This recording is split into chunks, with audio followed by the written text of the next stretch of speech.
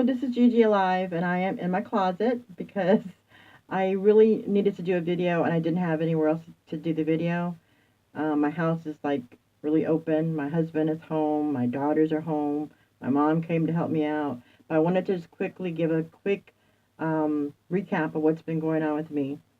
So I had the angiogram and I had that done on Friday. And I was very nervous about getting it done because I was having a whole lot of pain in my chest. I felt as though someone was grabbing my artery, especially on my left side, and just squeezing it. And I felt as though I was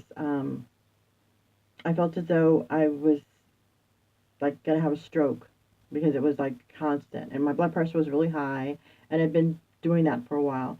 I had a nuclear stress test that showed up that I needed to have this done because I might have arteriosclerosis. So I got to the hospital. They started an IV. I took a video, I think, then, and I posted that I was getting ready to have it done. My blood pressure was like 155 over 91. My pulse, I think, 98. And then I got some medication to calm me down a little bit because I was a little anxious. So they gave me some Valium and they gave me some nausea medication. And it did not really relax me as much. It just made me a little tired. So I was still kind of nervous on the inside.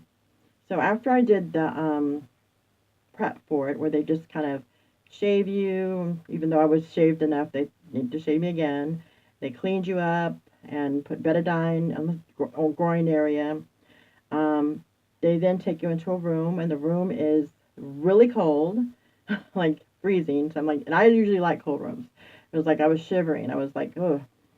And so they said, oh, you know, it's really cold in here. And so they gave me a blanket to put on top of me from here and on my legs, but from my groin to the top of where my chest is, they had EKG leads, and that had to be completely open. So I was really, shivering a lot. I remember it was very cold. And then the doctor came in, and he said he's going to give me something to numb the area, which is kind of like if someone were to numb your tooth when you're getting any kind of mouth work done, like that, like a lidocaine. They gave me that injection on my groin, and it pinched or burned, kind of like you would get a bee sting. So then after they did that, I felt pressure.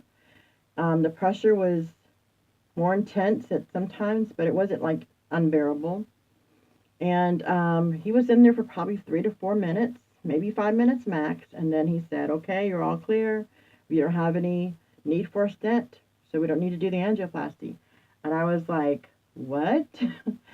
Okay.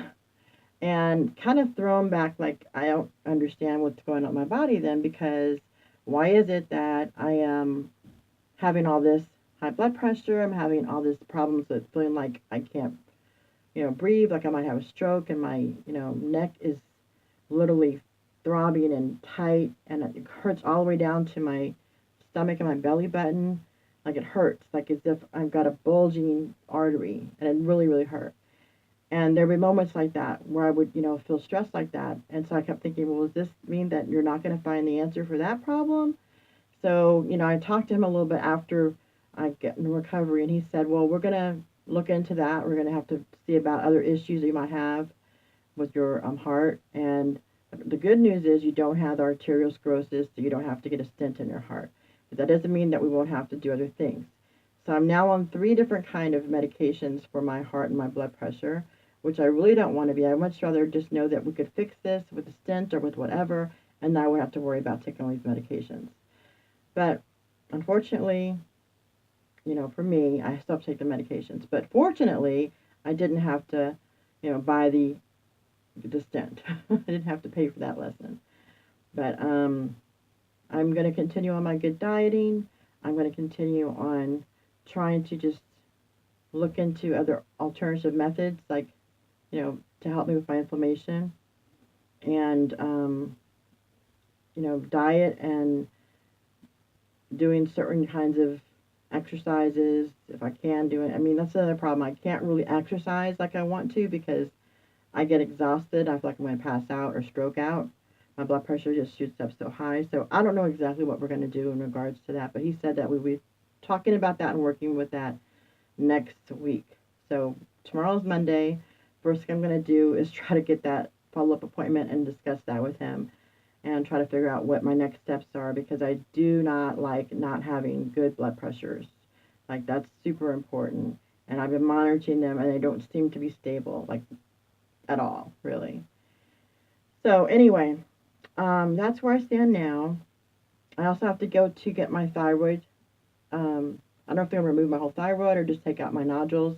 I've got nodules that are 3.2 and 3.7 and 1.9, I believe. 3 different nodules, and you can see how it looks really terrible.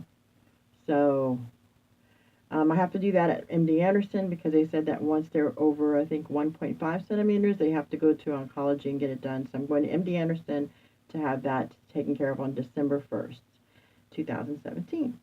So that is what's going on with me. And I hope I explained the angiogram a little bit to you. I did not get the angioplasty stent put in, but I was prepared for it. They make you sign the paperwork saying that you're going to have it done, even though you're not actually for certain going to know if you're going to have it done till you're in there.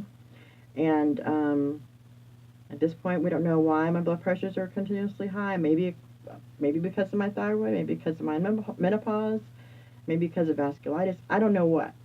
But we're going to look into that, and I will follow up with you guys about that later. Hope I explained a little bit about the angiogram for you. Remember that you are going to be in pain afterwards. They say you have to sit at an L position. No, you should not sit at an L position, because it puts pressure on that groin area. But I promise you, it's very difficult not to sit at an L position. That's part of the reason why I'm doing my video standing up, because if you're standing or you're laying down, it's easier for your body to heal that way. Plus, you don't have as much pain. You have more pain when you're sitting than you do when you're standing or laying down. And can get kind of like, almost like a Charlie horse type of pain, especially because you're laying down in one position trying to keep straight for a long time. It's like right now, just standing up for a little bit, I'm starting to feel a little bit of pressure, kind of a tenderness and soreness. Kind of feels like you got a nail stuck into your groin that's kind of twisting. So it is a little painful. They say it's, a little discomfort, but no, it's a little painful. So everyone is different. Everyone's body is different. Some people's body is more sensitive in certain areas than it's not.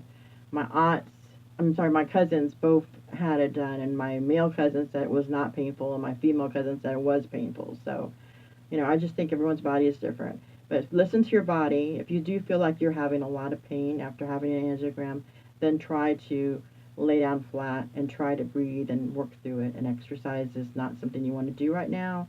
You just want to relax. And even when you're eating, because you have to eat a softer diet because you don't want to get constipated, you have to bear down. Try to make sure that you're eating good soups, vegetables, things like that. Okay, so that's all I have to say. Thank you for listening. If you like my video, give me a thumbs up. If you want to subscribe, please subscribe. Thanks a lot.